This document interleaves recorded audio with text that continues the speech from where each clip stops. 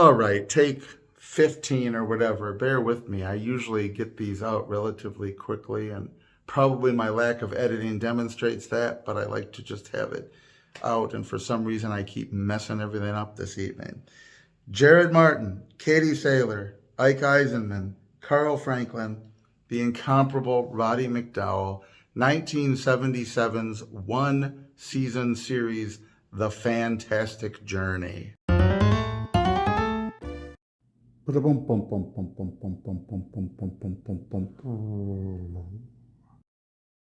get a fix on you, 128. The gyro and the compass are now. Join the mobile infantry and save the world.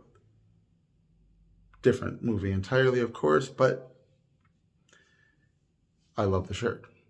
Fantastic Journey begins with a pilot episode that has a much larger cast than what we end up with.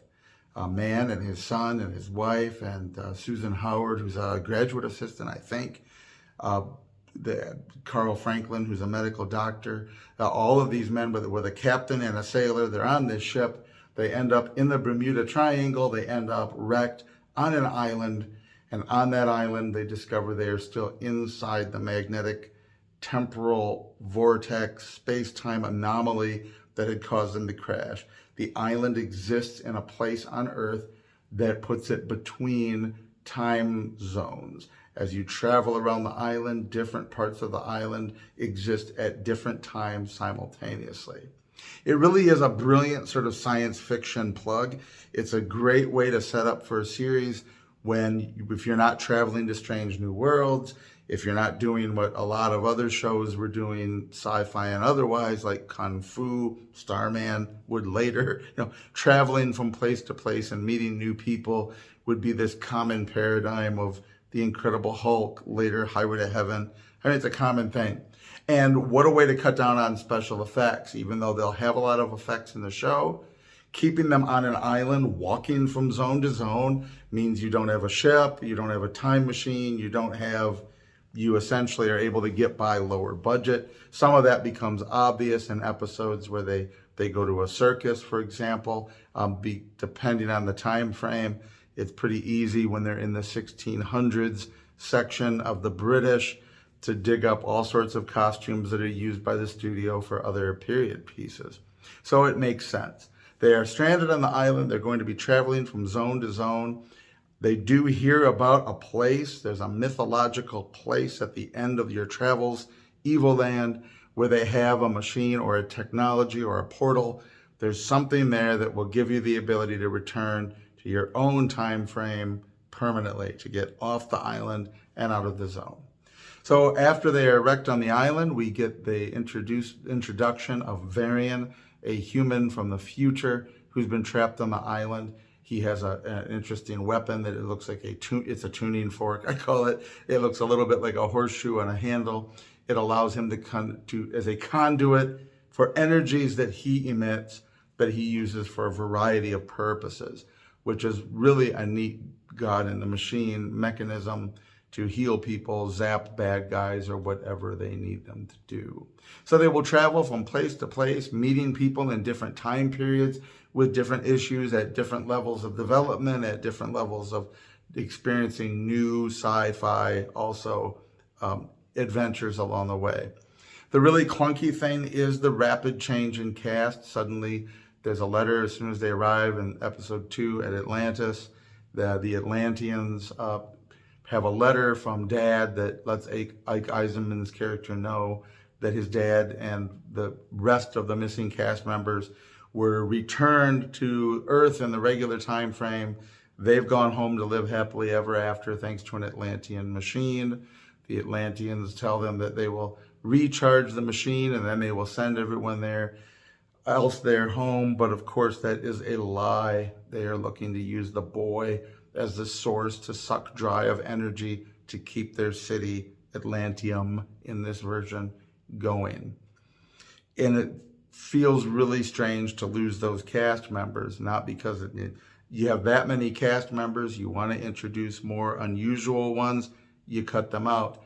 But by having the parents be gone and the boy be left on the island feels really weird. And your first instinct in hearing the tale from the Atlanteans is, you know they're up to no good and they're liars. And given everything that happens, you're actually expecting the rest of the cast members to be found in a dungeon somewhere and that they'd been lying all along and never had such a machine or didn't use it, etc. And so the fact that they'd actually done it and kept their word when it could have been advantageous to them even having the ability to keep those people until they knew which one they were going to suck dry for their source, it all feels rather clunky. But budget-wise, they're beginning with a large cast. They try to trim it down, but then they do bring in new people to make it more interesting. Instead of having a large group that is from our time, picking up the one person from the future, they will add Atlanteum. They will add Katie Saylor's character, Liana, who is half human and half Atlantean and half extraterrestrial from some other time in history when Atlantis existed, and this is the zone that they're in.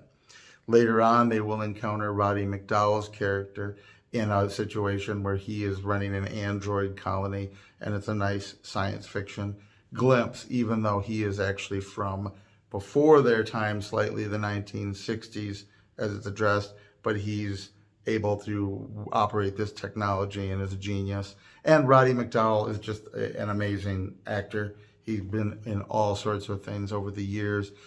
My favorite being, of course, the original Cleopatra with Elizabeth Taylor. He played the young Octavian Augustus brilliantly because I'm a history nerd, but that's a whole other topic.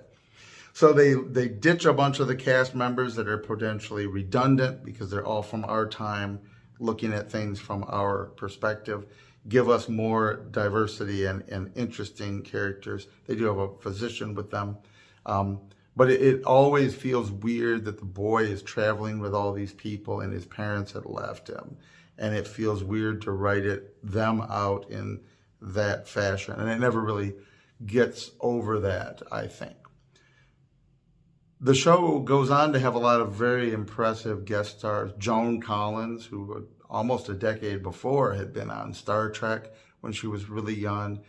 She appears in one of the episodes. Gerald McCraney appears in an episode. Cheryl Ladd appears in an episode, and a plethora of people that I'm going to forget. It's kind of sad that the show didn't last longer, but I feel that it probably struggled from story. Now, I should have already mentioned, DC Fontana, famous bedrock of Star Trek mythos from the original series through novels, through the comic books. She did a lot of other television, obviously, but that Star Trek connection always being prevalent in what she's known for, her being one of the producers, writers of this show. And there's a lot of familiar names in the fine print, as they say, of direction and crew of people that have been in TV a while, but a lot of them all the way back to Star Trek, the original series.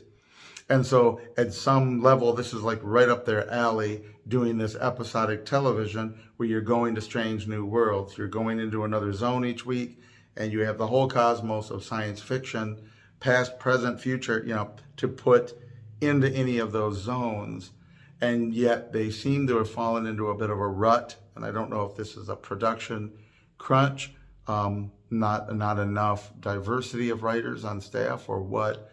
But almost every episode begins the same way. Like they're coming into the zone and they always end up captured by a hostile force or welcomed politely by a friendly force that will turn out to be hostile or the danger exposed. And it felt a little bit too redundant in that score. Like they weren't quite sure what to do with it.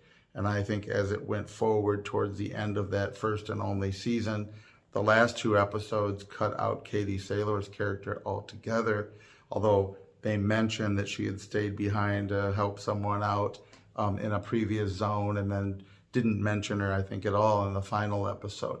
So along the way, they're losing more cast members. Maybe that's a budget constraint. I don't know. I haven't looked it up. Maybe something was going on with the actress's life at the time.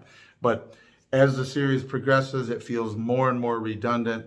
And it's sad, though, because there was this incredible amount of potential. There's an incredible amount of anything can happen, and there can be any number of zones along this path, and it would have been cool to go on a lot longer and see more interesting stuff.